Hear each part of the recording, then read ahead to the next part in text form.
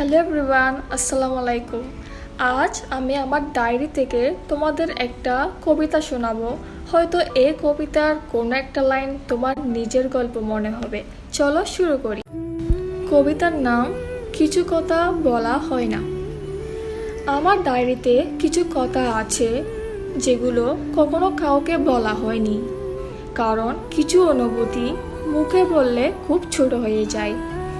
কিছু মানুষকে আমরা ভালোবাসি, কিন্তু তাদের কাছে চাই না, শুধু দূর থেকে ভালো থাকুক এটুকুই চাই।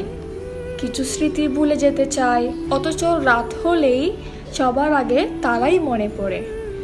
আর কিছু মানুষ, তারা আমাদের জীবনে থাকে না, শুধু আমাদের কবিতাগুলোতেই বারবার ফিরে আসে। হয়তো তাই আজ এই কথাগুলো তোমাদের বলছি, কারণ আমার ডায়েরির পাতাগুলো আর একা একা শুনতে চাই না। আজকের কবিতা এতটুকুই, দেখা হবে পরের পাতায়।